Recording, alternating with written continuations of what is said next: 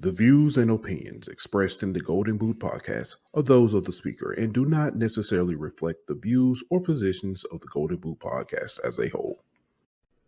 Y'all ready to get rolling? Quiet on the set.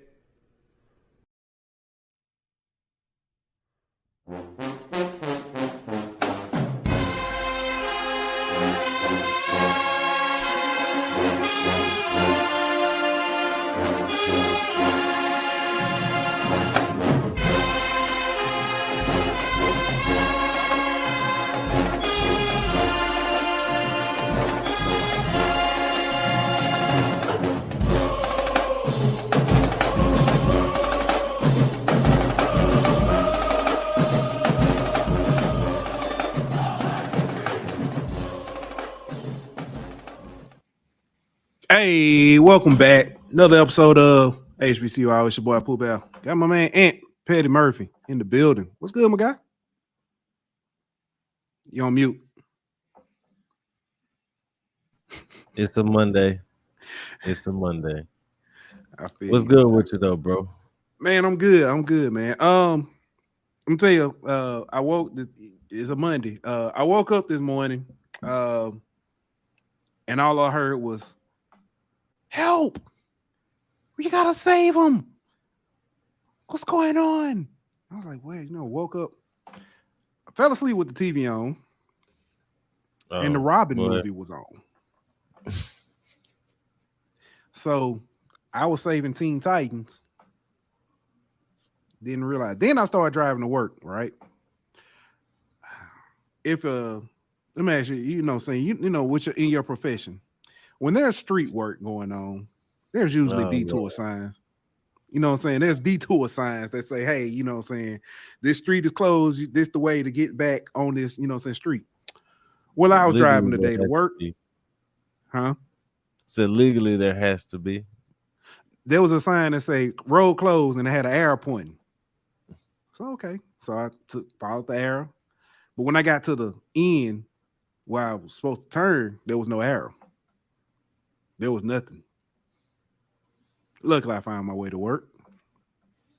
But we're just gonna blame that on the hurricane that y'all got going on over there in the West Coast. Yeah, I don't know what to say. People have been blaming Hillary since 2016 anyway, so what's new? What's new? All right, man, we got special guests. Oh, man. We got some special guests, man. I'm looking forward to this conversation, man. We gotta talk about these watch lists, man. These lists, huh? These lists, you know what I'm saying? You know, people love a list. But you got, you know what I'm saying, the Aeneas Williams, you got the Deacon Jones. Man, we also gotta talk NFL. Gotta talk some NFL because listen, HBCU's got something to say. Well, Andre 3000 South got something to say. Well, HBCU's got something to say. So, but y'all know what we gotta do first. Y'all know what we gotta do first. Gotta give a shout out to our sponsors over at BetOnline. BetOnline.ag will be back in 1 minute. BetOnline.ag is your number one source for all your sports information, stats, news, and scores. Get the latest odds, lines, and player injury reports for this year's NBA and NHL playoffs. BetOnline is always your sports information headquarters. This season, we have you covered for all your sports wagering needs. We have everything from NBA, NFL, MLB, and NHL to golf, tennis, UFC, and boxing. BetOnline is the fastest and easiest way to get your betting info, including live betting options and your favorite casino and card games that you can play right from your home. Head on over to betonline.ag today or use your mobile device to get in on the action. Be sure to use the promo code BLEAV to receive your 50% welcome bonus on your first deposit. BetOnline, where the game starts.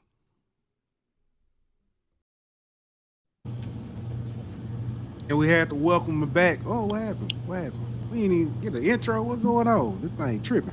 But we had to welcome back, you know what I'm saying, our peoples, you know what I'm saying, on the West Coast himself, representing, teaching them people about they don't know about Queen, you know. He do though. He helping them learn though. Had to bring back our man Kelly Flicks And then Yes, sir.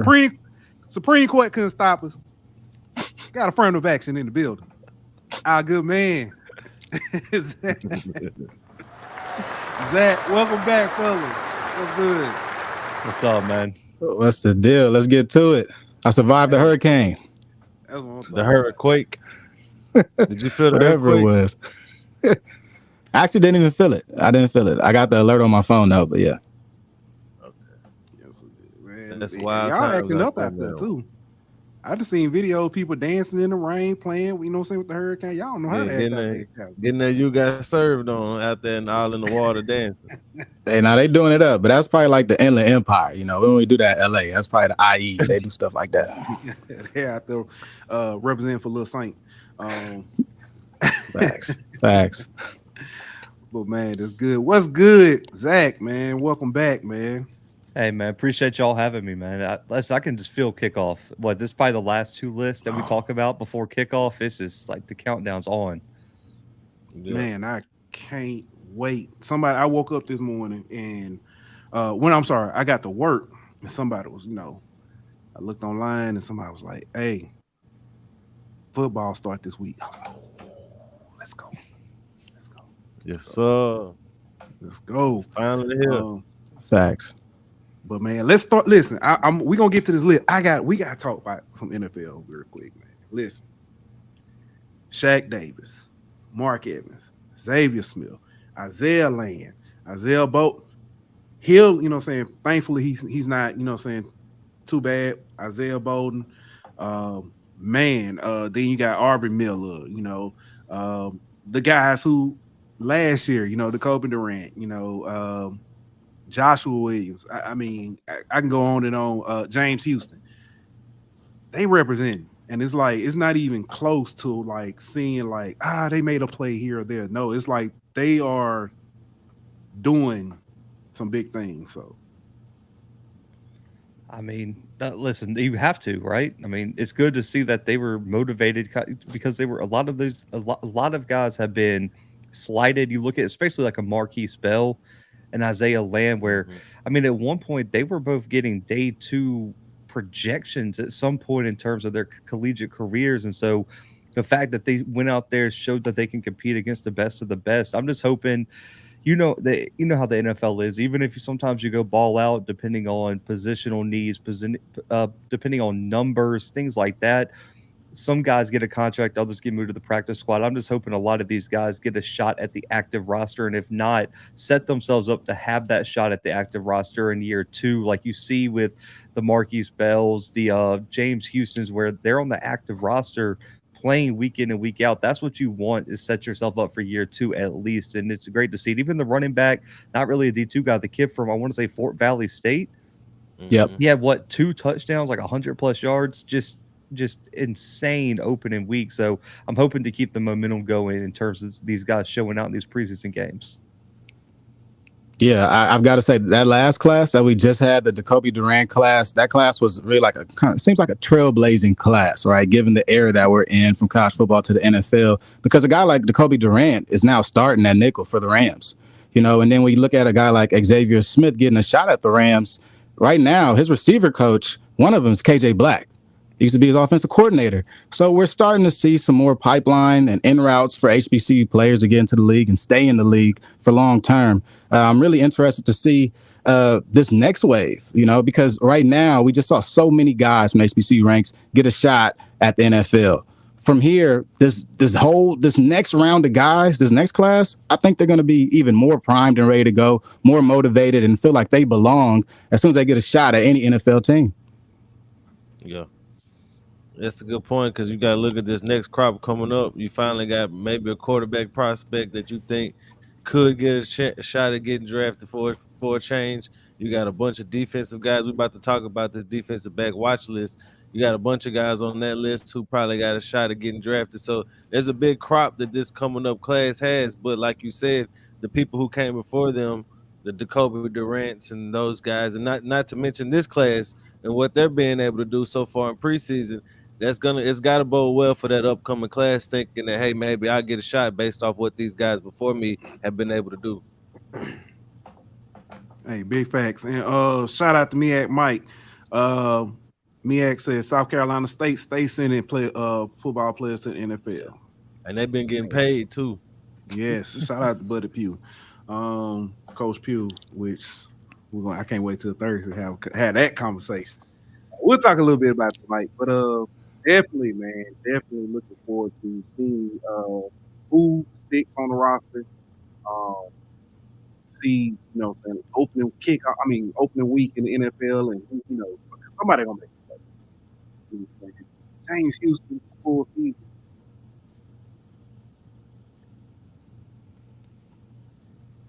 Yeah, he definitely, in my opinion, compliments Aiden Hutchinson very well, or shall we say, Aiden Hutchinson compliments him very well. So, yeah, right. And you gotta be real about the NFL. They want the best performance for the cheapest amount, right? So they got that with James Houston. Same way that couple people kind of made rumors, that a lot of HBC players weren't getting drafted so that they were cheaper, So I guess it's paying dividends for some NFL squads, but also it's earning James Houston a name, right? Other teams are taking notice of this, and if the Lions decide not to extend him, another team might, based on his performance, which is great.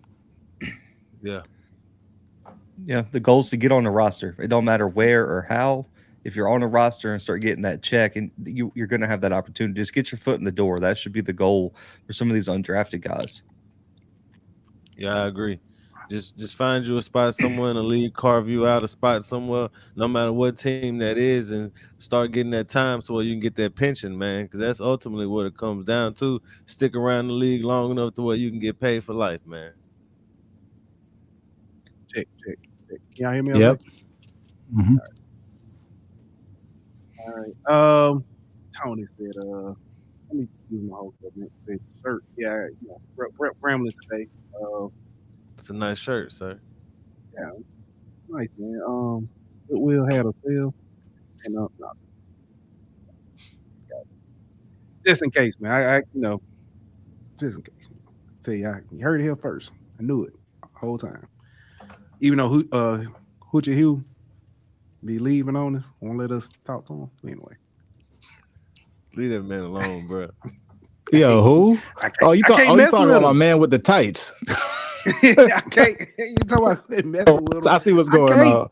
Hey, I had to step in. He from LA too. I had to step in, bro. But geez, you right though. I got questions too. He left. It's 2 years in a row. He's left. We talked to him. Yeah. We gonna, some coach, he would be over to talk with you. Okay, cool. We sitting there waiting, looking around. See that little red suit getting out the door. Like, come on, Mike. Come on. He killing me. But I think he's gonna have a really good year though. Of those of the speaker, and do not necessarily reflect the views or positions of the Golden Boot podcast as a whole. You ain't about to tie me into that, dog. I ain't saying nothing. That's all that man right there. My bad.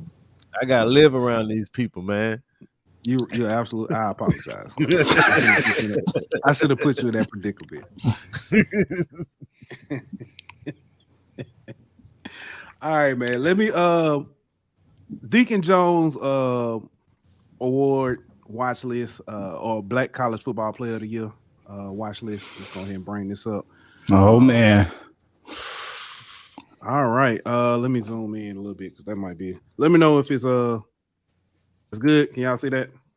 Yeah. Yep. Boom. So start off. We got Colton Adams, aka Bubba from Alabama State, Zelly Aldridge from Tuskegee, Terrell Allen from Tennessee State, Sundiata Anderson from Grambling, Isaac Anderson from Virginia Union, Khalil Baker from North Carolina Central, Andrew Body from Texas Southern, Jay Boyd from Shaw, Jakai Brevard from Central, Brennan Brown from Howard, Jada Byers from Virginia Union, Kentrell Caldwell from Fayetteville State, Brevin Caldwell from Johnson C. Smith, Jeremy Dees from Tuskegee, got Lubert Danellis from Benedict, Willie Drew from Virginia State, Ryan Duff, a kicker from Tuskegee. You got Kelvin Durham from Fort Valley State, Donovan Eaglin from A&M, Alabama A&M, Corinthians Edmonds from Fort Valley State, Draylon Ellis from Tennessee State, Matthew Foster from Virginia State, Darius Fox from Howard, Isaiah Freeman from Lincoln, PA, Kenny Gallup from Howard, Marquise Gillis from Delaware State, Patrick Godbolt, from South Carolina State, Jalen Goss from FAMU, Casey Hawthorne from Howard, Kashane Hinkley from Bowie State, Jarvion Howard from Alcorn, Jaquez Jones from Lane, Cameron Merrill from Fayetteville State, Javion Morton from Morgan State, Derek Morton from Texas Southern, Jeremy Musa from FAMU, Davius Richard from North Carolina Central. I ain't gonna even do it. Shreve from FAMU. I would butcher that, and I don't want to even disrespect the man like that. Josh Simon from Albany State, Torricelli Simpkins III from Central, Devin Smith from Central, Aaron Smith from South Carolina State, Gentry Sparks from Fort Valley State, DJ Stevens from Jackson State, Quashawn Townsend from Hampton, Jeray Turner from Albany State, Devin Verstegen from Shaw, TJ Yarborough from Alcorn. Man, first off, y'all know I'm a butcher name. So charge to my head, not my heart. A name. Thoughts though. A name or a couple names? First of all,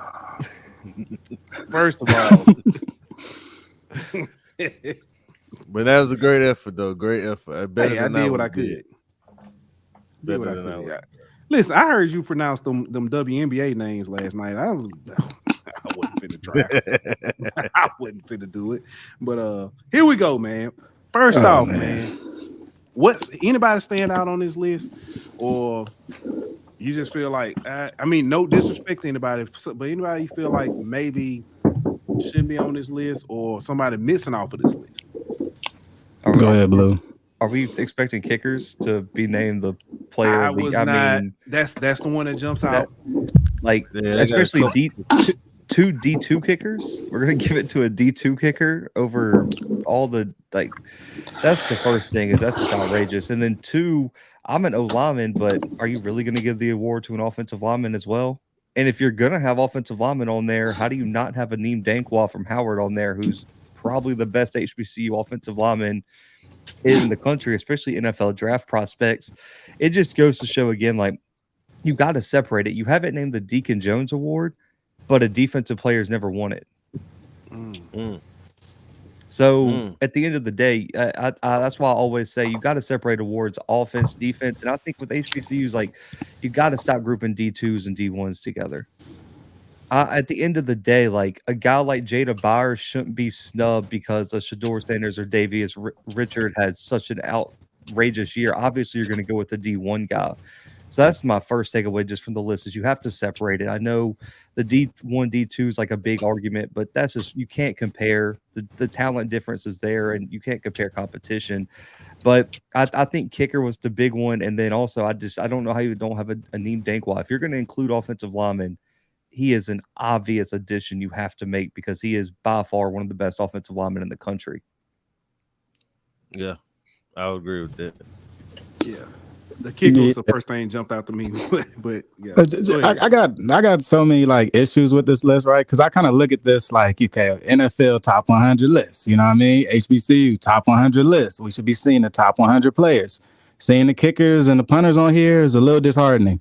Seeing tight ends on this list is very disheartening. I think from top to bottom, there are some flaws within this list, because this list isn't consistent with any other like all-American list or really all-conference list by conference. It's not. Like, this is like literally who you think is like a better prospect than another guy, because you could just go up and down the list and just add and subtract guys. I don't really politic the Division I, Division II thing with this, because quite honestly, it's good some of those guys are getting shine. Because like some of those DBs, like they never get mentioned in the same name as Khalil Baker. Like a guy like Willie Drew is a great defensive back. Eric Best probably should be on this list. He's a great defensive back. But those type of guys get a little bit notoriety on these lists, and they'll get their just due with other awards. But from this list, I mean, a guy like Adrian Maddox, you know, I'm not sure how he doesn't make this list. This guy was one of the top 25 best freshman players in FCS last year. I'm not sure how he doesn't get a look at this. He was all over the place last year. He blocked a kick, had a couple interceptions, had a couple sacks, had like 50 tackles. At defensive back is a little different. So Adrian Maddox to me stands out. Karan Prunty definitely should have been on there. He's been like an All-American at every school he's been at. He was literally just named first team All-CAA, which is one of the best conferences in FCS. How do you not get a look at the top 100 list, HBCU football? So some of this list is, I get a little confused on if it's about inclusion or if it's finding the top player. Because if it's about finding the top player, you would put some of those All-Americans I just named on this list instead of a tight end, instead of a kicker. You know what I mean? I think that if you're not a top guy, you shouldn't be on this list regardless of position. It shouldn't be an all-inclusive award, in my opinion. But maybe that's not how this was created. I just want to, first off, round of applause.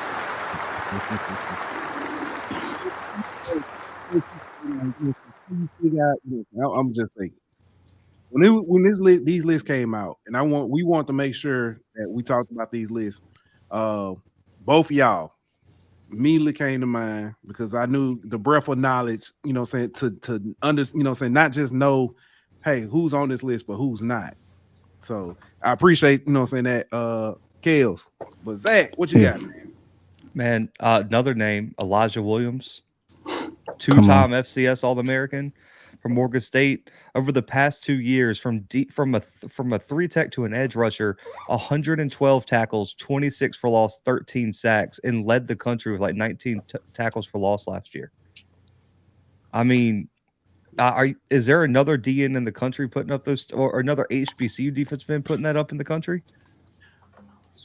Good question, but you know what? Let me ask this, because it's a name that I keep hearing. You know that no matter what, you know, when we talk about defense and top defensive players, what's my man Jablonski? Yeah, Jablonski Green too. Yeah, I don't remember reading that name. Well, wasn't he the MEAC Defensive Player of the Year like 2 years ago? Yep. I'm just saying. Now, granted, I know these lists aren't final, and some people may find their way working onto this list. But to start off like this, I feel like, you know, there are some names very deserving. I say, okay, I can see why they're on there. They're definitely recognized for other awards, so I can see why they're here. But it's like some names are like, you know, how did they get missed?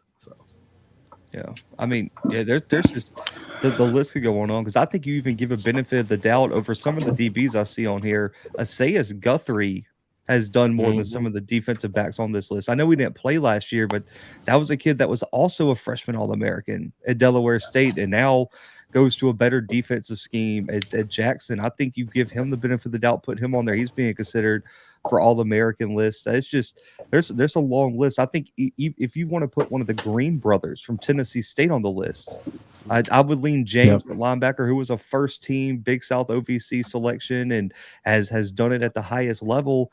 And then I even think Bryce Phillips from Tennessee State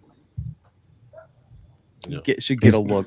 I mean, he has all the makings of a guy who could get really high draft grades. I mean, his older brother just got drafted at 5'8", and Bryce is almost 6'2", 180, 190.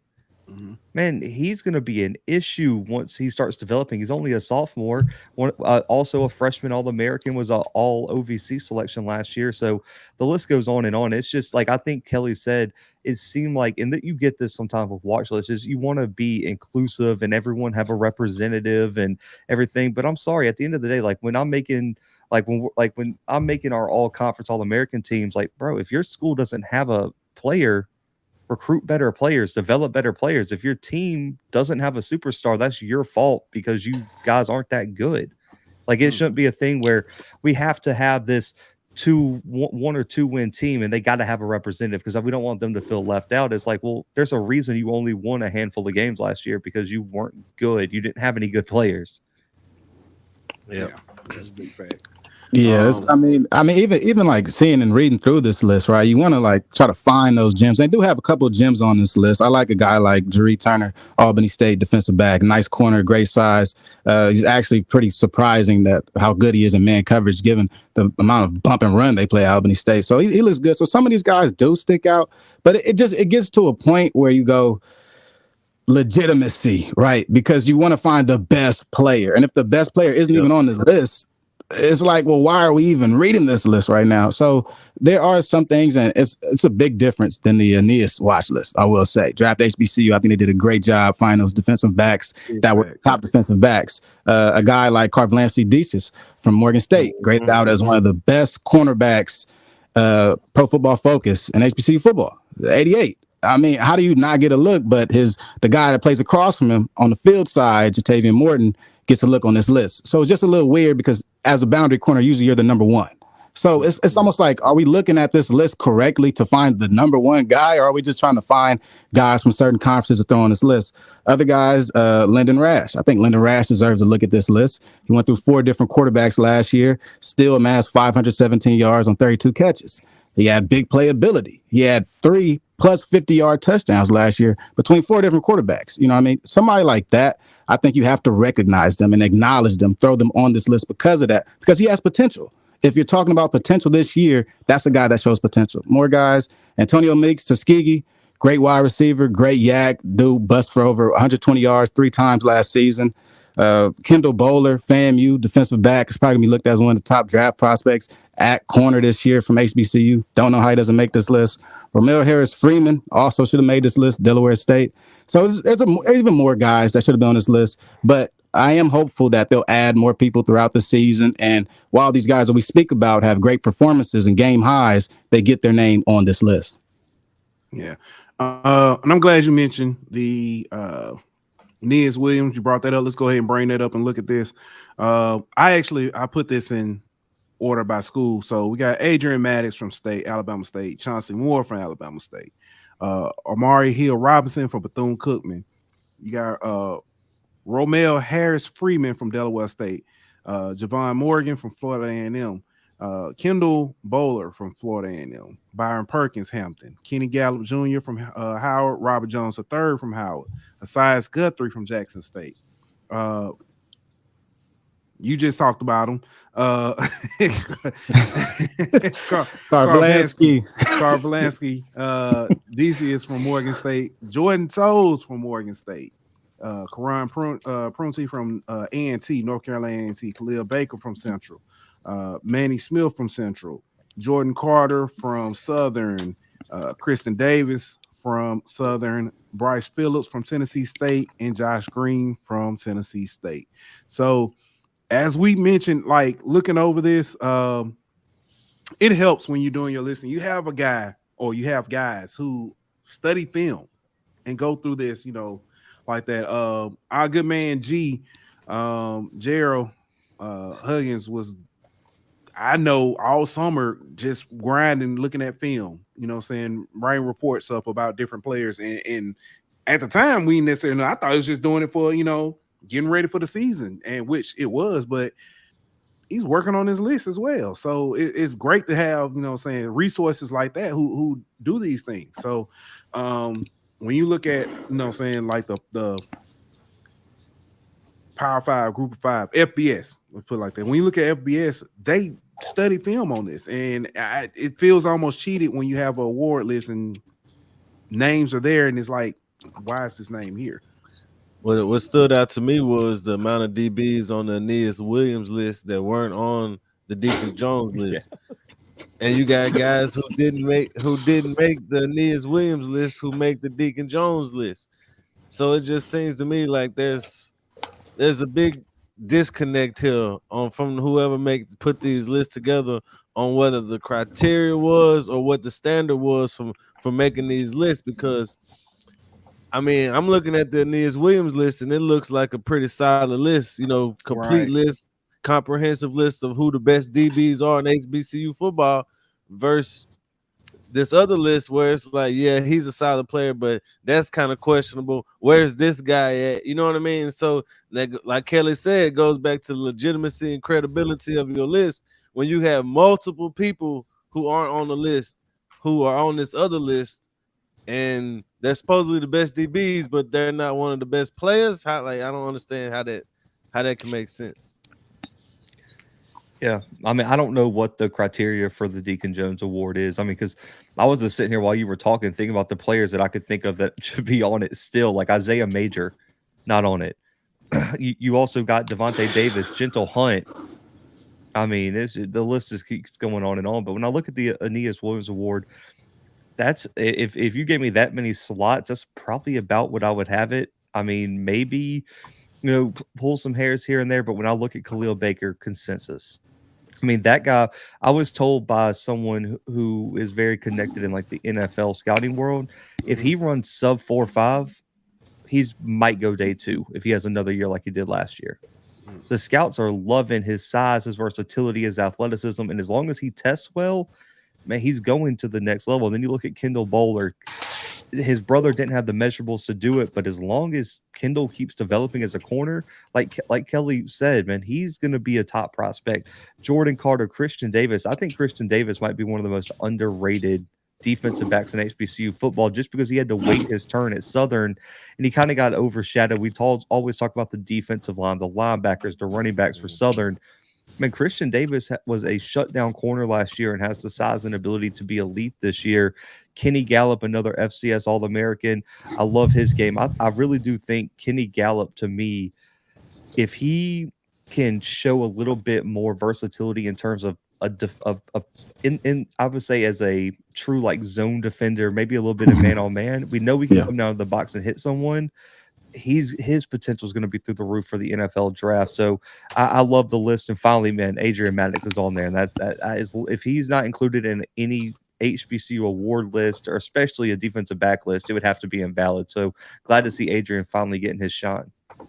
Yeah, super. I think this was a pretty comprehensive list. Like, if you want to understand how DBs are good and why they're good, it's usually because they're in a good defensive back core, right? They're not just locking one guy down. There's no more Revis Island these days, right? These guys are all working together. You're going to see Manny Smith and Khalil Baker work together, right? You're going to see Karvlansky, Desus, and Jordan Toles work together. So seeing two guys from each team and stuff be on this list, it gives it more credibility to me because watching the film, you could tell these guys look good because they locked down the whole side of the field together, right? So even in looking at this list, a guy like Omari Hill-Robinson definitely should have been on that Deacon Jones list. But he's one of the only guys that's here by himself, right? And I think that's for a good reason. I think when Coach G goes through these lists, he really, through watching film, some of these guys just stick out, right? Even watching Jordan Toles, he's a guy to me that really sticks out, and I'm super impressed by him. Not just given by the fact that he was a 4-star from LSU, but really his play style and what he brings to the game. He kind of brings the same style as Kenny Gallup, right? And they have the same questions. Can they cover? So I'd like to see Jordan Toles cover more this year, but I think he has the potential to be a top draft prospect, given his size, his speed, and his play recognition. He gets to the ball. And then another guy I really like on this list that's probably underrated, Robert Jones out of Howard. This guy's been playing a little bit of corner, a little bit of safety. He kind of moves around a little bit, but to me, he's the guy that you can use in your defensive backcourt. And I've been seeing a lot of these guys from Hampton, a lot of guys from the MEAC get different looks with the Commanders and the Ravens is what I've been seeing a lot of. And these type of guys fit in with that. So I like this list for a lot of reasons, not just given the talent that's on this list, but given the depth on this list, right? Guys like Christian Davis, who graded out pretty high with Pro Football Focus, one of the top DBs in the SWAC. Guys like even Jordan Carter. He was a transfer a couple years ago. So I love this whole list. I have no problem with it. No critique. Yeah. Jordan Toles. So we kept up with him a lot, coming from LSU. And I was impressed. He came into camp late. And then like first game or whatever, he had like a fumble return or a pick. I know he was putting points on the board on the defensive side. I was like, okay, Jordan looking good, doing his thing. And then it was like another game and he did it again. I was like, okay, all right. Yeah, for real. For real.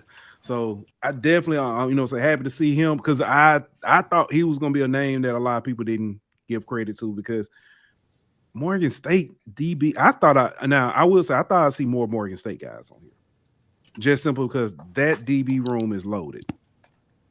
Yeah, I just think some of them get overshadowed. Yeah. Like if you're one of the because at the end of the day, it's still a lineup, despite how loaded it is. Like there's like a pecking order, and so like of course you're going to give credence to like the top 3. You kind of see that with great offensive lines, where all 5 could probably be all conference guys, but it's very rare that you see all 5 guys get the shine that they deserve. I just think Morgan, I think the 2 guys they put on there are the 2 best defensive backs, and there are some really young. It's the same way for their linebacking core, Lawrence Richardson and I'm blanking on his name right now. There's another linebacker they have. Man, they're both legit, but Lawrence Richardson kind of gets that spotlight just because he's the main guy for them. Eric Hunter? Yeah, Eric Hunter. That's the other name. That dude's nice. 6'4" linebacker.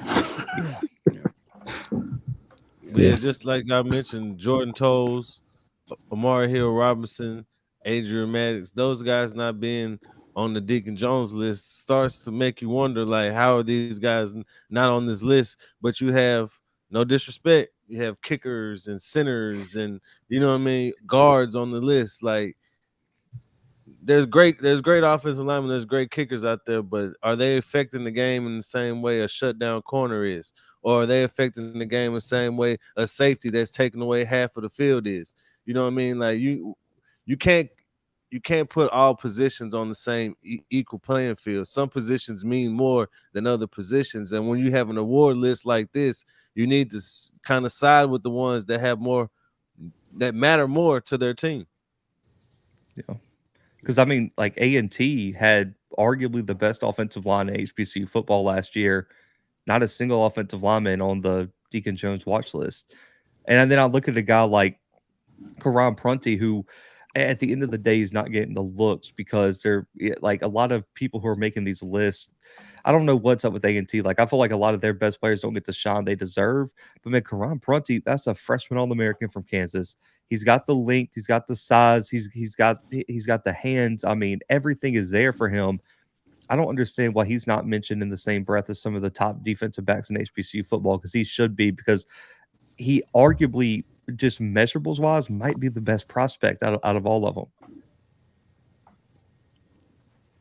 I don't get it. He looks the part. To me, you should acknowledge him because he stayed at least at the bare minimum, right? If you go, okay, let's put together all these 120 All-Americans. Now let's take away what they don't have and what they have done. A guy like Karan Prunty that stayed at the school after Sam Washington leaves, after the school is now moving and is in turmoil, be real about it, in a transition period to the CAA where they're looking for talent. He stays. You know how many people left? Bashir Tootin left. Both their top linebackers left. The top receivers left. Karan decided to stay. To me, why don't you get a look for that? Why don't you put on the HBCU top 100 watch list because of that? And that's what makes me question the list the most. A guy like Karan Prunty seems like the perfect guy to be on this list. Yeah. I will say, I know we kind of beating up on the list. And somebody who once made a list, that was it goes down to infamy. You can love the things you criticize and criticize the things you love. I think we all really want to see better, and I guess understand the process more. I'd like to see a lot more awards in HBCU, period, so we can honor those different positions and we don't have to lump everybody in trying to squeeze everybody's name into a list just to appease, the masses, I guess you would say. Yeah, that's what I was saying earlier. Like, have an offensive lineman of the year. Pick your, greatest HBCU offensive lineman, whoever you want to pick. Make that award for them. Have a kicker award. Pick your greatest kicker. Name the award after them. Then have an offensive and defensive player of the year. Regardless, like the Deacon Jones could be the defensive player of the year. I mean, you probably can't do the Walter Payton because that's kind of already taken by the FCS. But there's plenty, like the McNair award. McNair. Exactly. Yeah, the McNair Award for the offensive player of the year. Do something like that. I mean, even if you want to do the Doug Williams, like whatever you want to do, like, but there's other options. And like you said, grouping just a whole bunch of players from the OVC, the CAA, the MEAC, the CIAA, the SWAC. Like it's just too much to create like an all-encompassing watch list, because a lot of these guys, let's be real, they don't have a shot at winning this award. Yeah, that's true. And as much beating on the list as I've been doing, I do like some things about the list. Now the quarterbacks, I think they did pick the top quarterbacks, HBC football. Even just looking at the guys, they got Andrew Body, Kelvin Durham, Jeremy Musa, Draylon Ellis, Isaiah Freeman, Davius Richard. You know, that list right there to me is a little bulletproof when it comes to who's actually proven themselves during the course of a season. So there are some things I do like about this list. And when you have so many, I mean, because my first critique of this list was, why is there 100 people on this list? But when you have so many, that opens the door for conversations like this, right? When you add 100 people, I could think of 20 people that could go in there. If this list was only 5 people, 6 people, it probably would have been a little bit different, because their top 5 or 6 people aren't that bad. When it gets into the 50s and the 60s, that's when you start critiquing. Yeah. Well. Yeah. So I guess we can do because some, I think I can't remember if it was you, Kelly, or Zach. Your pick, if you had to pick a top offense and a top defensive player, who would you go with? For all HBCU football? For all of HBCU football? Yeah. Going into preseason? Actually, you know what? We can split, and do D1 and D2 if that'll be a lot easier. A lot easier. So yeah, Jada Byers should be the consensus D2 offensive player of the year. So I think Davius Richard is obviously the D1 offensive player of the year for the preseason. It's funny, and then defensive, I'm gonna go with Bubba. I'm gonna go with Colton for preseason defensive player of the year for all the D1 HBCU football. I think Elijah Williams has a strong case to be right behind him, but I'm gonna give it to Bubba just because, I mean, this dude had almost 150 tackles last year. That is just, and on a really good defense too. It showed up in the biggest games. I want to say he had 18 or 19 against Jackson. Yeah. He didn't want to see anymore. So those would be my pick. I would just say, like, I don't even need offensive and defensive. I think Jada Byers is the best D2 HBCU player in the country. Just give him both awards. He deserves it. The kid is nice. When it comes to D1, I got to go with Jarvion, man. I'm not going to lie. Just the way he can play against a stacked box kind of scares me if I'm a defensive coordinator. And it's a guy that you got to circle and you try to figure out, but you can't seem to figure out. And those seem to be the guys that are a little bit more dangerous. Going to the season, he might be the safer pick. When you pick a quarterback, sometimes it could be ups and downs, and he may not end up being that. But then defensively, there's a lot of guys I could pick. I like Elijah Williams a lot, right? Like, I picked him as my MEAC defensive player of the year, so he definitely could be a guy. But I like Khalil Baker. I think Khalil Baker is just that guy. I'm comfortable with him, picking him as a defensive back, defensive player of the year, D1. And then D2, since I won't go Jada Byers and get some exposure to another guy, I'm going to go with Kelvin Durham out of Fort Valley State, man. I think he was the best Division II quarterback last year, aside from Deion Galat out of Bowie State, right? I think they were 1 and 2. So with Kelvin Durham last year was a freshman doing that. He threw for 2,000 yards, plus 14 touchdowns, 3 interceptions, kept his completion percentage around 55%, if I'm not mistaken. So he looks good out there. And I think this year's going to have an even bigger year, because the guy that was back there last year, Emmanuel Wilson, is now on the Packers, and the ball's going to be in his hands more. Defensively, I like Cameron Merrill out of Fayetteville State. He hopped in the portal for like a week or so. Then, like, on the low key, went back to Fayetteville State. So he's back there, and it was like first team all-conference CIAA. So I'm confident he's going to have another big year this year, and he looks the part. Yeah, for me, I like the Jarvion pick as well. I'd probably go with Jarvion. For my defensive player, I'm gonna kind of stick with what the SWAC had, and I'm gonna go with Sonny. Sonny out of Anderson. D2, obviously Jada Byers. I don't think you can go wrong there. And it might not be a consensus pick, but I'm gonna go Luber Danellis from Benedict. My defensive player. All right. First of all, MEAC Mike, this is a terrible take. He says Bubba will be a third string linebacker for Morgan State. Come on, Blue. Stop. Yo, they would change their defense for Bubba, yo. They would move Eric and Lawrence to outside linebacker just to have Bubba and Mike. Yes. I do want to say, I can't mention Bubba without saying, and you already know. Tonka be cheating. I'm gonna throw it out there. But shout out to Bubba, man. I will give, what I'm saying, Bubba would be my defensive. Offensive, y'all said the two. Davis and Jarvion. It's hard to bet against one of them. Yeah, it's really hard. Yeah. And I want to do something different, but I'm looking down this list and like I can't justify either one over, so anybody else right now I couldn't justify over those two. And Davis Richards is his case. He pleads a mighty case, so it's like,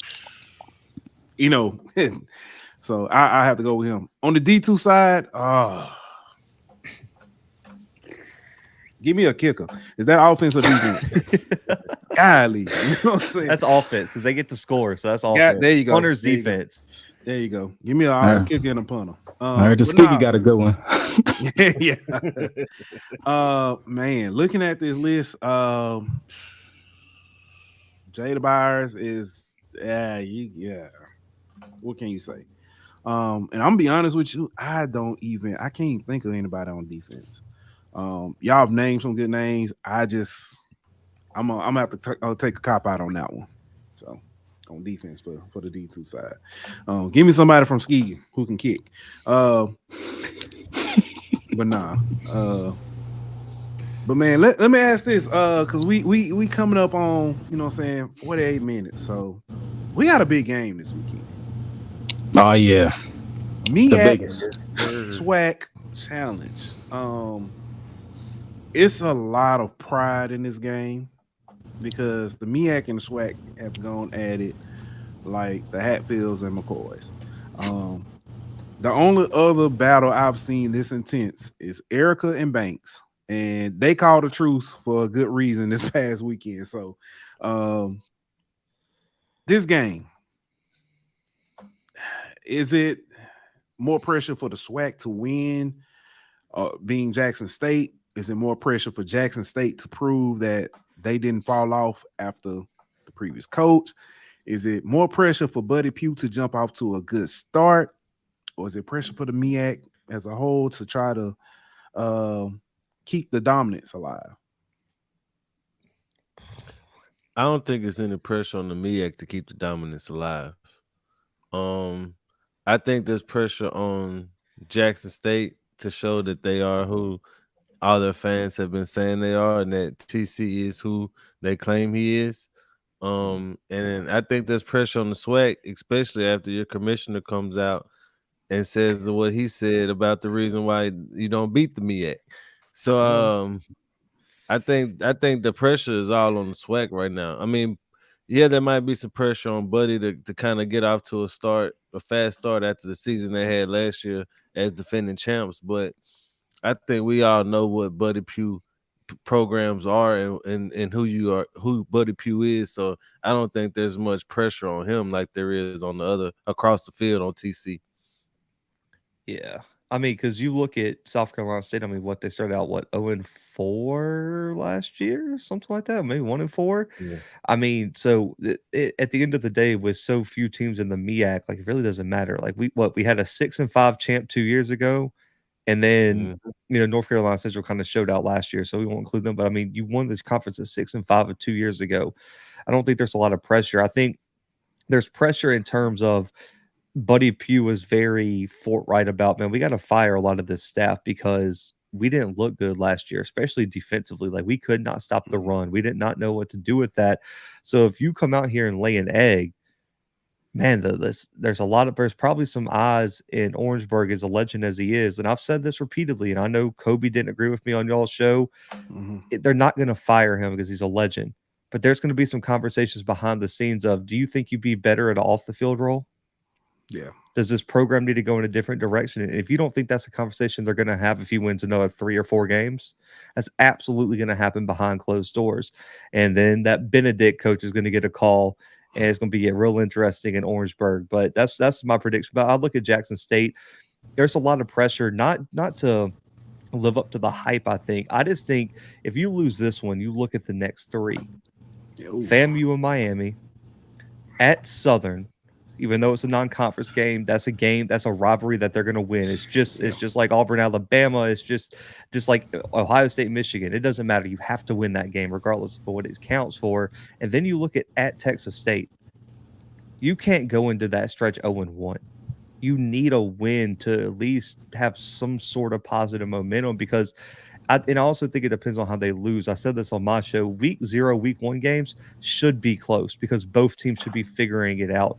Right. I think the worst case for either team is if you lose this game by 17, 21, 24, 30 points, man, that says a lot about your team, because now you have a lot to worry about because you just got your doors beat off when both teams have new OCs and new DCs. Corey Fields is a big question mark. You got a new quarterback at Jackson. You can't get blown out either way. So I think the pressure's on both, but I would say Jackson a lot because of what's coming next for them. Yeah. It's kind of tough when it comes to pressure. I think it's pressure on both sides. I'm not going to front. I think this is probably one of the biggest games in the MEAC and the SWAC. I'm not sure if anybody can even look past this week 0 matchup yet, right? But in saying that, I think it's because South Carolina State, they know they need a win here. A loss, non-conference, of course. Jackson State, they need to at least score a lot of points, right? If you look at this Jackson State team, even in a loss, right? Just in a loss, if Jackson State could put up 30 points, that gives them some confidence moving on in the season. If they come out here, put up 10 points, 7 points, 13 points, the offense is struggling, it's going to show us shades of spring 2021, right? When we first saw Jackson State and we first got to know this offense. Because one of the biggest questions is not only Jackson State's offense, but Jackson State's offensive line. It took them 2 years to pay Coach Prime. That's with 5 stars, 4 stars, whoever you can find nationally. So to me, the pressure is on both teams. But if Jackson State can at least come out here and put up some points, I think win or loss, they have a better outlook going into the season because these next 4 games are going to be super tough. But putting up points is going to help a lot. Yeah. Talk about 4 games. Miss J. White said, and them going 5-1 to start the season. Vandy lost, Lane win, Southern win, Pine Bluff win, Skeegan win, Jackson State win. So it's gonna be a lot of teams gunning for Jackson State. I don't know that 5-1. We had them on. That was. She also said that South Carolina State beat Jackson State at. Hey, I said on Twitter, South Carolina State by 14. I'll stand by that, and I'll eat crow if it don't work. But I really feel like that's going to be the game. I'm leaning. What you say, Zach? I just don't think it's going to be a high-scoring game. I think any prediction where any team scores over 24 is crazy. I think it's going to be a very, very low-scoring game. Like I'm talking about where we're sitting at halftime, and you're looking at it might be like 9-6 or 10-3, 10-7, maybe 13-10, something like that. I just don't see this game getting out of hand. Like I would be shocked if anyone hit 30. Yeah, that's what MEAC throws in there. I think this game is going to be 24-21. It's too many unknowns in this game to make a good prediction. I'm with. Yeah. Oh yeah, he also said.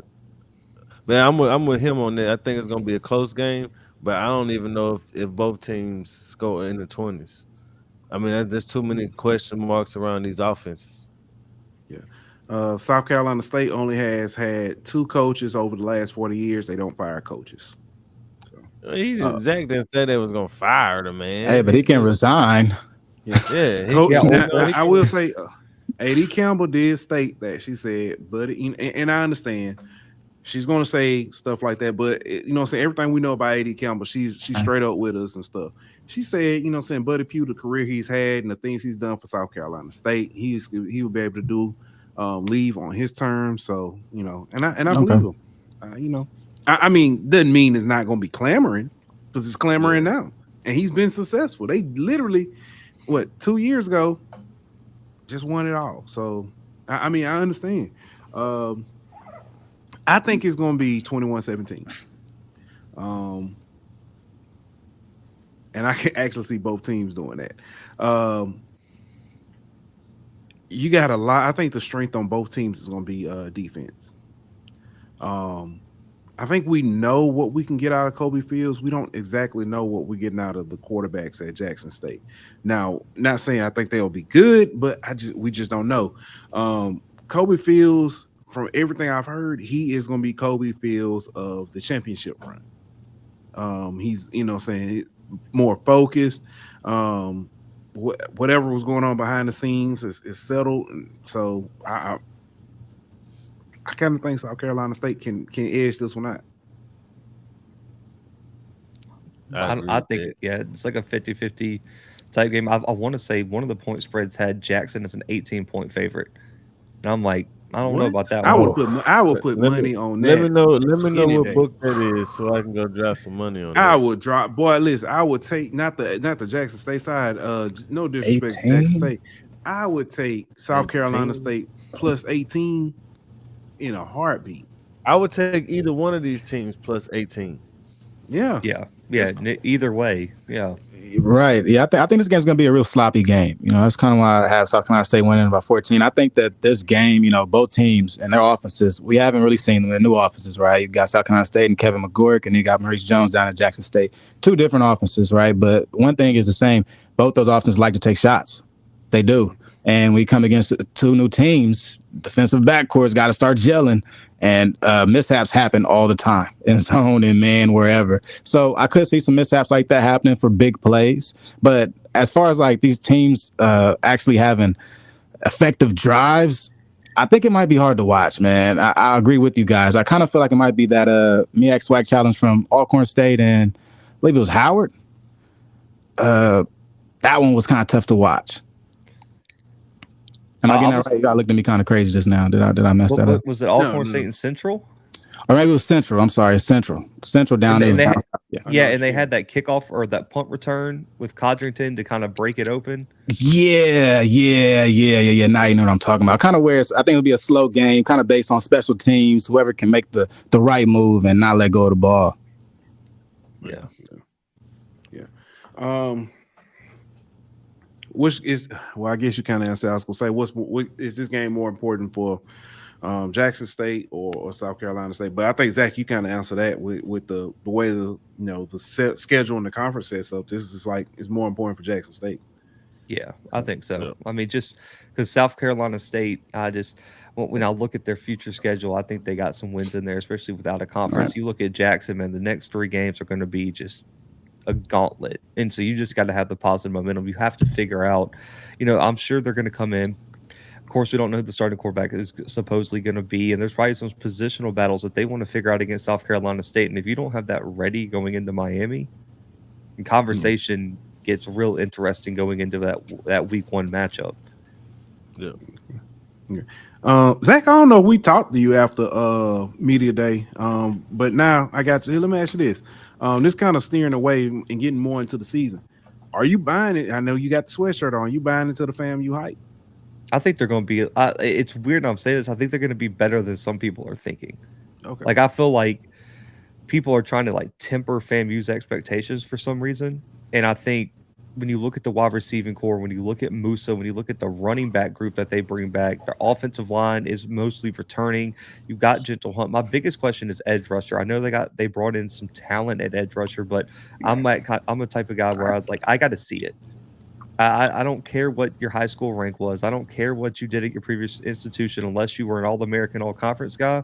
I need to see it. And so my biggest question is, when you look at FAMU's defense, they were best getting to the quarterback, whether that was Savion 2 years ago, whether that was Isaiah Land, whether it's Gentle Hunt generating pressure up the middle. They don't have a bona fide pass rusher right now that's proven. That's their biggest kryptonite, in my opinion. Isaiah Major is an elite linebacker. They just moved Jordan Moore down to linebacker with them, who's more of a thumper. Maybe he's athletic, but I just don't think he's as versatile as Isaiah Major. And when you look at the secondary, Javon Morgan, Kendall Bowler, the list goes on and on. I think, but the wide receiving core is one that I think people are overlooking because they're so caught up with how great X was and how him and Musa had a connection. I get that you don't want your quarterback staring down wide receivers, but when you have a guy like X in the FCS, you got to throw to him. It's just do you think Eastern Washington's quarterback was throwing to anyone other than Cooper Kupp? No, because Cooper Kupp was always open, so it made sense. But you look at Jamari Shareed, you look at Marcus Riley, you look at some of the pieces they had transferred in. I want to say Reed just transferred in from Utah this offseason.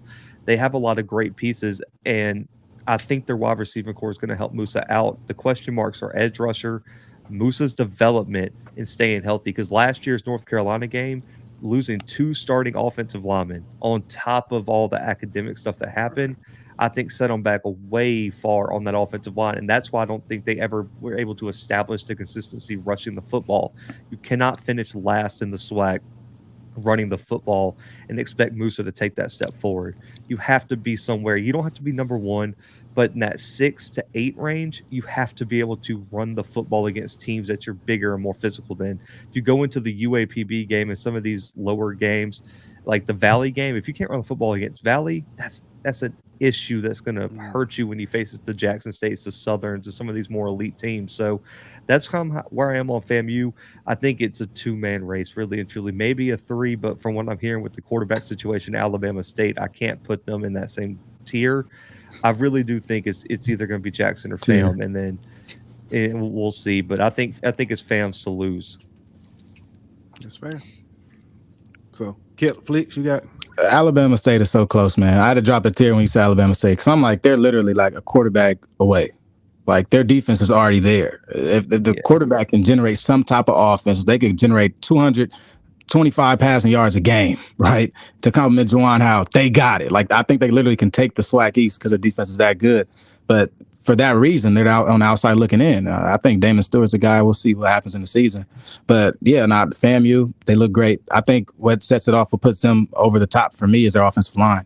Think about Jalen Goss on one side. Now you got Cardale Thomas. Y'all know about him. On the other side, I heard they're taking care of business. Gerald Thomas down there has been reporting for the Tallahassean, and he's been reporting day by day, like what's going on offensive line-wise, one-on-ones. And he's been having nothing but good things to say about their offensive line. And that, to me, is what makes a difference in a good SWAC team and a great SWAC team, or a SWAC team is going to win a SWAC championship. That Jackson State O-line last year set them apart from a lot of different teams. And if FAMU could get something like that this year, I think they'll be in good shape and actually be playing ahead in a lot of games.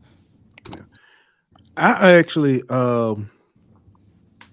I think I got A&M challenging FAMU. I think FAMU is still the which go. I got A&M as like number 2, 2 or 3, but I think that's going to be the biggest challenge for A&M this year. I mean for FAMU this year. So that's just I mean, I can't wait to see who A&M chooses at quarterback. That's the biggest decision to me, man. They have a bunch of good quarterbacks, but they all present different styles for the team. So I think that Coach Maynard wants to stick it on the ground with Eaglin, but he has a chance to keep it on the air. I mean, they run a lot of spread sets anyway, and he likes to throw the ball. So I'm not sure which way they want to go. That's kind of my question with A&M. Yeah, Miss J. White say A&M win in the East. So they can win the state. I didn't even win the state because I got I was talking because with Khalil what we got, what's his name? Khalil Kellerman. That was a good one.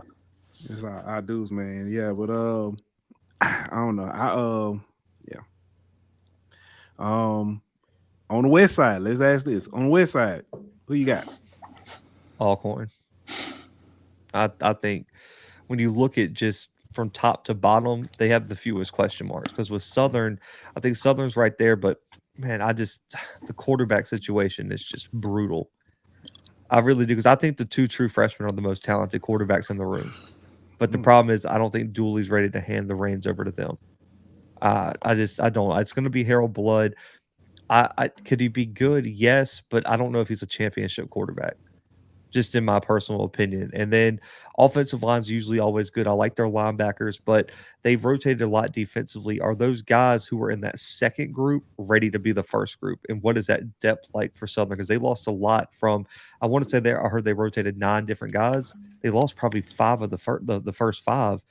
Right. How do you replace that? Who steps up next to Jalen Campbell? And then who do you in safety?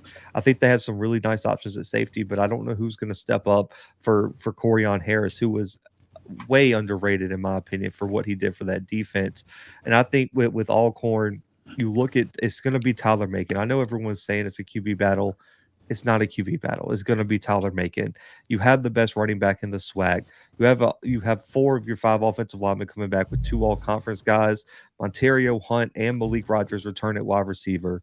And you look at defense, Malachi Bailey, Cullen Scott on the defensive line, Terrence Ellis comes back at linebacker, who had almost I want to say 100 tackles last year. And then your whole secondary returns. Give me Fred McNair in that over any of the other question marks in that division. I think Grambling is a year away. I think Miles Crawley needs a year in Tony Hull's offense before his championship level, but I do expect them to take a big step forward. Then, of course, you got Texas Southern with Andrew. It's all down to can his wide receivers develop, man, because you brought in a lot of new talent to help Andrew out, but that talent's got to show me that they can do it because Andrew Body is electric if he's surrounded by weapons. And then you got a new D coordinator. Does he fix that rushing attack? I mean, that rushing defense, because I want to say they gave up like 250 a game on the ground last year, and that can't happen if you're going to win this division with Jarvion, the stable of running backs at Southern, and Grambling, and then at PV you got Caleb Johnson and Ahmad Antoine. Yeah, you better have a run defense if you're going to win the West this year, and that's my one concern with Texas Southern. Hey, now you said it with PV in that running game. That's what scares me the most in the West. If you look at Alcorn State, what scares you the most is probably that running game, and really the same thing with PV. And the difference maker, like how you mentioned with Tyler Macon, I think with PV is going to be Trayshawn Conley. The way they use him, his type of volume. Can he throw the ball more than 20 times a game? We'll actually see this year. And I think teams are going to force them to do that. So Prairie View A&M, to me, is a sleeper team in the West. I'm not sure if they're going to be able to get over that hump, but offensively, they did it last year. And they bring back pretty much everybody else. They also bring back Brian Juice Jenkins out of Alabama A&M. For our A&M fan in the chat. So I think they have a couple of weapons I like they could use and really make a move at it. Alcorn State definitely, to me, is a team that's in the driver's seat. But I feel like in the passenger seat is Southern. I think Southern's sitting right next to them. I'm not sure who is the better team. I don't like the way Harold Blood throws the football. That's the only thing I don't like about bro. I think he could probably get the job done, right? Other than pushing the football, I think he gets it done. The main question I have about Southern, right, is that I think that a lot of teams might have Southern figured out because I don't feel like J.R. Blood has a high ceiling. I think that a lot of teams are going to make him throw the ball. They're going to force him to get it out of his hands. And can he get the ball out of his hands fast? Can the Southern team adjust? And if Harold Blood isn't the guy, will Eric Dooley go with his second guy or his third guy? How long will that take? Because if not, we're just going to see a Bashan McCray part 2 this season. That's a good point. Yeah, and I already know who you got. But go ahead. Well, I got the winner of Grambling versus PV, man. Ooh. Okay. I think I don't know who that's gonna be yet, but I got to see Miles Crawley in that offense for Tony Hull first before I can just say that they're gonna beat PV. But Alcorn is, I think, they got the best top to bottom team in the West, but for some reason they always Willie Simmons self-inflict themselves out of at the wrong time. You know what I mean? And so I gotta see them put together a complete season before I can just crown them. I mean, we've seen McNair do it in the past, but I think the West is a lot more loaded this year. So there, if you self-inflict one game, that could cost you your shot at the West title. We saw that last year. Teams losing to Mississippi Valley, so knocking themselves out a chance to make. So I think Texas Southern is probably got the best quarterback in the West. I don't think that's really a debate, but what do they have around him? I don't really know if they got the pieces they need around to compete for the West title. Southern, I think Kelly pretty much said it. I think we're gonna see a repeat of last year, but I think that every other team in the West kind of took a step up, where Southern kind of plateaued and stayed the same. So I don't know if they're ahead of everybody else like they kind of were last year. And I think if Conley can, like you said, if he can get that passing game going, I think Prairie View is gonna be something to worry about. And Tony Hull, the offense at Grambling, I think gives them a shot, just because I think he's gonna use those weapons that they got. They're gonna be more explosive than they were last year. And the defense, I think, is also gonna take a step up. When you look at Lewis Matthews, if you look at Sonny, if you look at those guys they got on their defense, I think they're good enough defense to win the West. I don't know if they're good enough to win the SWAC, but I think they could win the West if the offense lives up to what they could with Tony Hull and Crawley. All right. So mine is the winner of Alcorn Grambling. And I think I right now I have to give the edge to Alcorn. But I definitely that's where I'm leaning. Game's at Alcorn too. Yeah, that's where I'm leaning. I think and Dr. Cavill said it best. This season, schedule plays a big part in a lot of these matches. And them schedule and how they have some of these games scheduled plays a big part. Where they would necessarily be, I think the visiting team against Jackson State is a neutral site in Alabama, in one of their hotbeds for recruiting, and not just saying football wise, but saying academically. So it'll be a lot of A&M fans there. Same with Jackson State, but it'll be a lot of A&M fans there. They also A&M also has FAMU. I think with Grambling, some of their games, more tougher games, are some on neutral site. The Alabama State game, neutral site game, in Alabama. So it's kind of it plays a part. Shout out Dr. V. He said thanks for the acknowledgement. Hey, we pay attention, Doc. Sometimes I still be acting up. But now that it's gonna play a big part this year. Like Alcorn, the Grambling game is at home. They got their Southern games at home, the PV games at home. I think the only big road got to game go to is Texas Southern. Yeah, that's it. And then they got to go to Jackson, but that's the last week of the season, so we'll see what's on the line in that one. But all their crucial in division games are at home. That's huge, and it's tough to go win on the reservation, especially if they get rolling. Like, let them start out with wins over Stephen F. Austin and McNeese. Oh, if they it's gonna be that changes things right there though. If they beat both of them, that changes things. And the game, although the game is at Texas Southern this year, the one thing about it, they got revenge on their mind. They got embarrassed on homecoming. So I'm not saying it's necessarily that's going to propel them to a win, but that kind of stuff matters. If you look at Jackson State with the pink scooter on the field against A&M, was that A&M's homecoming? I think it was. So yeah, it's a lot of that stuff plays a part. So G say we better win the West. G spoke about some. I'll let G talk about that, the consequences of that, but it's gonna be interesting though.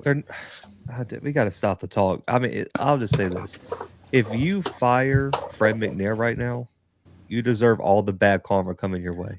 Is it a firing if they are talking about necessarily him? He's talking about stepping down though. Okay, that's different. I'm just talking about like if there's any talk about him stepping down, that would just be insane. That would just be a harsh over. Because my biggest thing is with the South Carolina State thing, I can absolutely see Chinnis Berry being right down the street. Yeah. Where does Alcorn turn?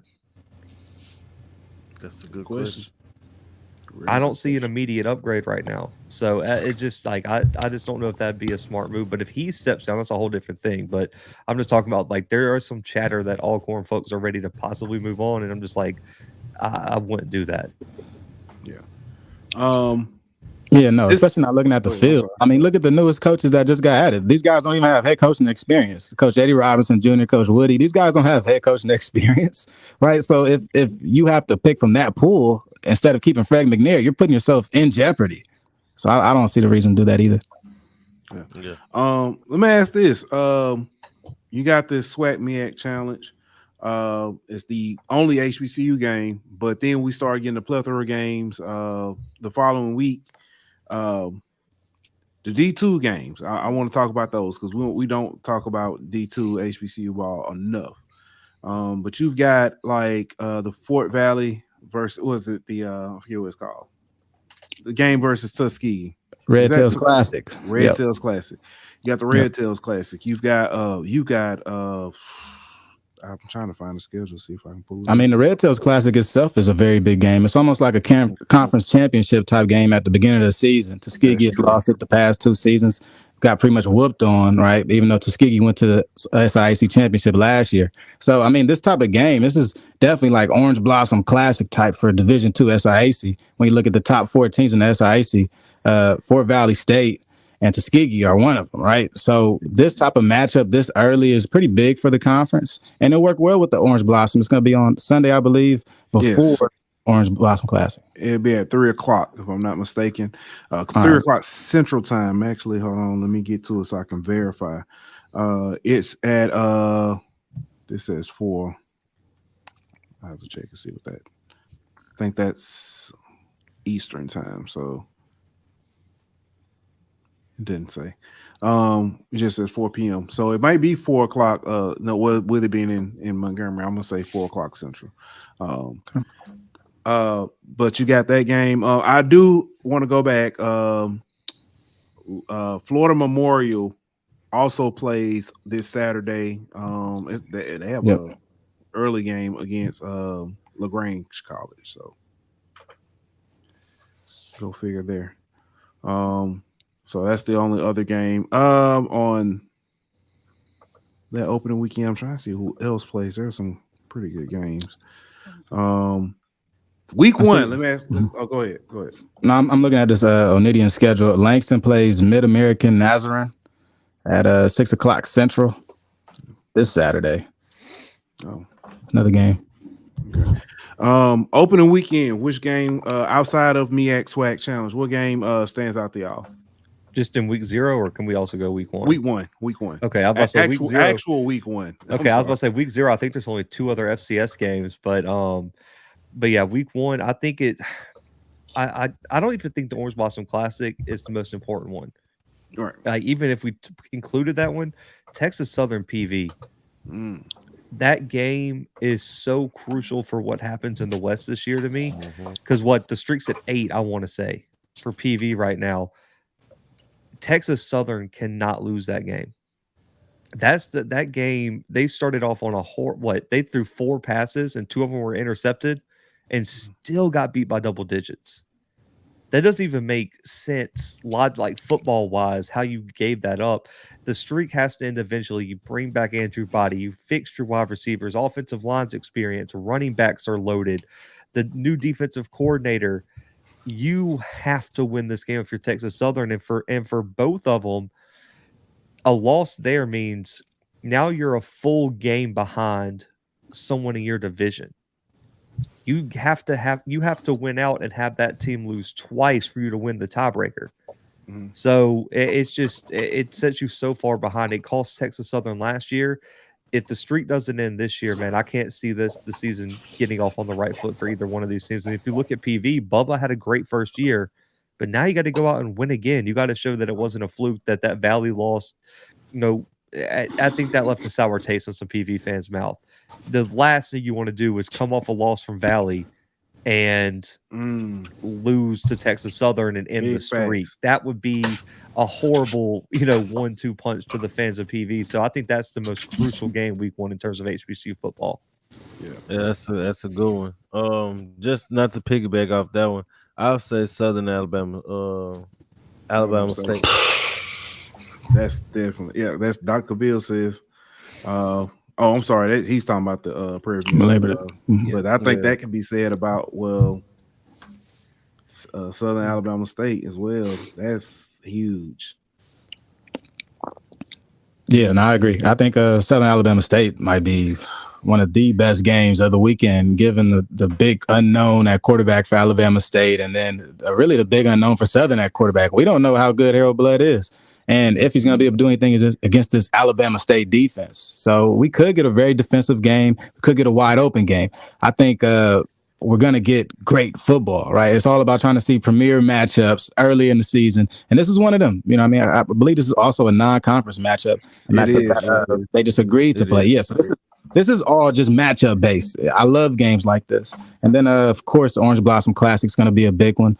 I think that game will be a big game for FAMU, right? How is FAMU going to start their season? The past 3 years, past 2 years at least, it hasn't been good. And they've gotten out stumbling and then go win 9 straight. That's not good enough, right? Has this FAMU team learned from the past couple of years? What can Coach Willie Simmons do differently this year against a new head coach at Jackson State and TC Taylor. So the Orange Blossom Classic is probably the most interesting to me.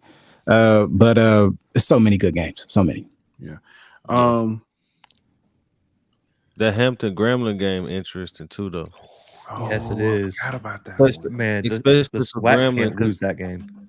Yeah, especially for Grambling. I mean, if you lose that game, you got LSU week 2, then you got Florida Memorial, then you Right. got to go, then you got Texas Southern. So I mean, you can't be 1-2 going into Texas Southern if you're Grambling. That just can't happen. Yeah, I mean, everybody wants to question like Coach Hugh Jackson's coaching acumen and what he can get done. If he can beat this Hampton team, he'll shut a lot of people up, right? Because a lot of people are saying that he's not even top 6 best coach in the SWAC, right? A lot of people are saying that he wasn't a good coach in the NFL, he won't be in college. So win streaks is what helps you, right? When you're trying to look better in public perception. If he can start off, right, and at least get a win streak on game 1, right? Get out of game 1 without the memes and take it week by week.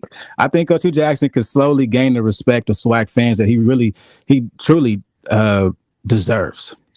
Yeah, because Hampton's, I know people look, I don't know why they get a bad perception because they're in the CAA and they get whooped up on in conference, but they've been really successful against HBCU teams since they've left. I mean, 2 years ago they beat A&T 30-7. Last year, I want to say they were undefeated against HBCU teams. I mean, they've been beaten other HB like from the MEAC and the MEAC. But if Grambling gets blown out that game or that game gets out of hand for Hugh Jackson, I mean, the pressure's on then. The pressure is super high, especially on Miles Crawley and that offense. Like if they come out there and lay an egg, and Hampton has a pretty good defense. I mean, they gave William and Mary all they can handle last year. So this isn't going to be an easy game, but just for the perception of out of conference struggles, Grambling can't lose that game. The SWAC can't, especially if the SWAC loses the SWAC MEAC challenge. They gotta win that game right there. It's such a big one. I mean, I've been hearing little murmurs and stuff about the Grambling State O-line, and if the O-line is as bad as some people are talking about, man, it might be a bloodbath in there where you go like, well, damn, right? Like, where do we go here if we're Grambling? Because Grambling has put so much money, so much investment into this Hugh Jackson project. For it to blow up in your face in week 1 would be a very bad look, and hopefully it doesn't. Yeah. Completely agree. Let's look at the MEAC side now. We talked about thoughts on who will win each division in the SWAC. MEAC, is this a consensus? Well, consensus. Central. We think Central. I mean, they should go 10-1 this year. Yeah, I got Central too. I don't think anybody touches them. I think it might be a slugfest down the line in the MEAC, but yeah, I think it's Central. Okay. Central. Before I ask this next one. Yeah, I got Central. Next question. Does Central finally get over the South Carolina State hump? I know, Zach, I guess you said 10-1 that they do. Because they got them at home this year. So I think they're going to be wanting revenge. Because you look at that game last year, they had that in the palm of their hands. And it was just one bad read cost. Because, I mean, they were knocking on they were in the red zone about to score to win that game. And it was just one mishap cost you, and that happens in football. That in between the white lines. So I'm not making excuses, but they were in that game. It's not like they went in there and got beat 40-10 or nothing like that. I mean, they were in that game. So I think at home, coming off the momentum, because at that point you would have a win over A&T, you'd have a win over Campbell, got your revenge in that one. You would have some big wins on your resume. I think that the momentum's too much, and I think they would get through South Carolina State, because I just got too many questions right now in terms of what Corey Fields are we going to get. And you look at Khalil Baker, you look at Manny, you look at Javi Bricard at linebacker, you look at all the defensive line power they have coming back. I just don't know if South Carolina State is going to have enough to handle that, especially on the road. Yeah. I mean, South Carolina. Go ahead. My bad, Ann. I think Morgan might be Central's toughest competition this year. That's true too. I got high hopes from. I think Morgan is number 2, finishes second. Right. I mean, their quarterback. Their quarterback just scares me, man. If like, I mean, because could you imagine? I hate doing this, but like, just for like a thought process, could you imagine Davius Richard on this Morgan State team with that defense? ignorant is what you're Hey. talking about. That's top God. 5. Hey, Yeah. I Man. definitely I feel like Morgan State. I think he may not be the most electric. He may not be Davis Richard, but I think quarterback wise, if they get this gonna sound like a shot. If they get Quentin Williams, if they at least get that with that defense and the running game that they've had these last few years and what they got coming this year, Come on. I can see more. I think Morgan State that too. I can see it.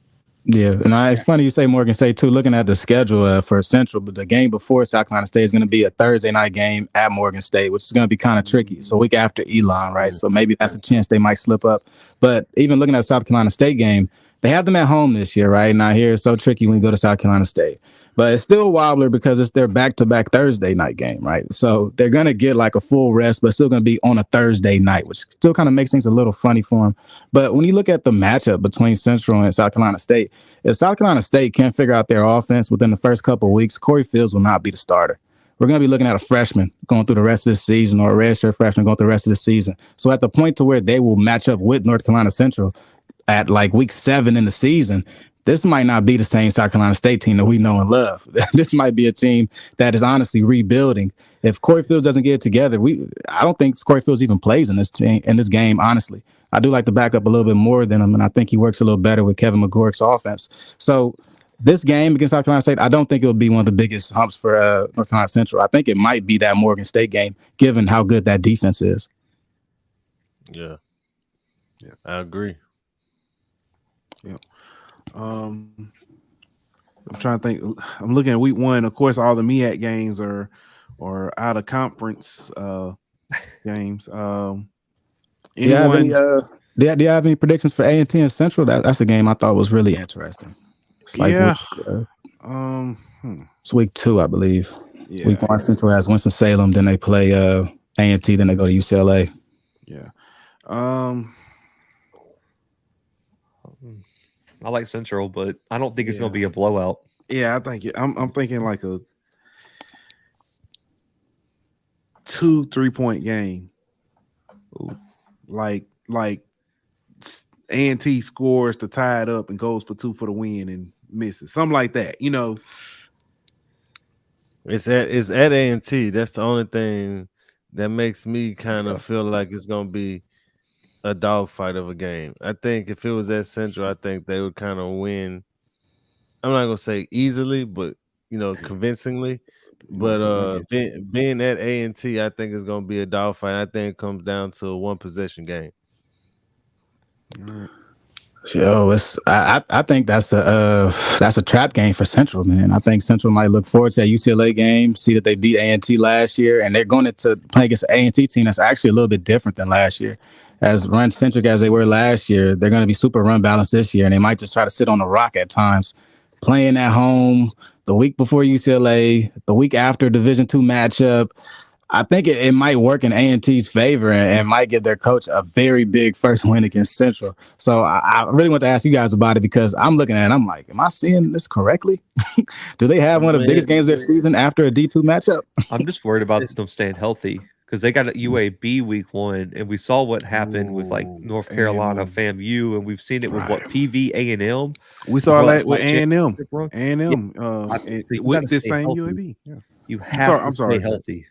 Yeah, that's my biggest thing. Is as long as you don't lose anyone big, you can't go in there losing 2 starting O linemen or losing your starting quarterback or anything crazy. The biggest thing for UAB, get out healthy, and then you might have a shot that next week. But if they leave that Thursday, I want to say it's a Thursday night game too. If you leave it all banged up, man, I got less confidence that A&T can pull it off. Always a factor. Injuries. All right. Yeah, definitely. Yeah. Well, fellas, man, I think we picked y'all brain enough. I ain't gonna even get into D2, SIAC, and CIAA. I ain't gonna do that to you. You have to bring y'all back or something. We talk, more about those. Before we go, man, y'all know we like, give everybody a chance. Zach, I'll let you go ahead. Yeah, you can find us YouTube, all podcast streaming platforms, The Blue Bloods. You can also find the website, thebluebloodscfb.com. And we just hired our first contributor, my guy Tim. Appreciate him, hopping on the team. And you can find all the FCS content all over, man. Later this week, me and my guy Coach Fred from Alcorn State launching the weekly Coaches Corner, where we're going to pick a game of the week, have 2 coaches from each team come on the show, break it down. We're going to have Paul Holmes from South Carolina State, new wide receivers coach, and also Terenzo Quinn, Jackson State defensive back coach. Man, they're going to hop on a live stream Wednesday night with me and my guy, Coach Fred, break down the SWAC MEAC challenge, man. So tune in for that. Flicks. Yep, you already know it's your boy Kelly Flicks, man. I survived this earthquake this past weekend. I'm down here in LA. So there's going to be some games of MEAC, SWAC Challenge, stuff like that. We're going to be hosting watch parties from here in LA, man. Me and the homies, along with Jelani Easton, former Mississippi Valley State quarterback. He's out here in California, too. So we're going to do watch parties on Saturdays. We'll probably do Jackson State, South Carolina State this week. We'll probably talk some X's and O's and really get into the game. So stay tuned with me and also my YouTube, Lace Up Podcast Network. Tap in with me every Monday, HBCU Flicks. All right. And tell them about your podcast. I ain't got one. Oh, my bad. Nah, man. Hey, as always, fellas, y'all know, what I'm saying? It's good to have y'all on talk with you, Zach, man. You love when, get to talk with you and stuff. And for y'all, I did call him affirmative action that SWAT me today. I felt bad because I did it. Everybody was turned around looking. Love it, man. Oh, man. But Flicks, man, we got to do this more often, man. Facts. Every time you're on the west side, hit me up, man. Yeah, definitely will, man. We got to get your girl with Ant as far as hold on, let me clarify. WNBA, I gotta get my girl Simone on with Ant for WNBA. We can get her right. I got you, bro. We'll definitely do that, man. I'm actually about to go record that on Friday, so I'll hit her up. I'll let her know. Yeah, man, definitely set that up because he be talking with me and I be trying to keep up. It don't work too well. She watching all them games, man. She watching them all. Yes, sir. But as always, man, we thank everybody for tuning in. If you enjoyed the show, man, like, share, subscribe, super chat. If you didn't like the show, like, share, subscribe, super chat. And if you think we can do better, just watch again. Like, share, subscribe. Y'all got it. Y'all know what we're saying. But let's go ahead and get up out of here, man. We'll be back on Thursday, man. Like that, we out. This show was presented by betonline.ag. Bring me my money.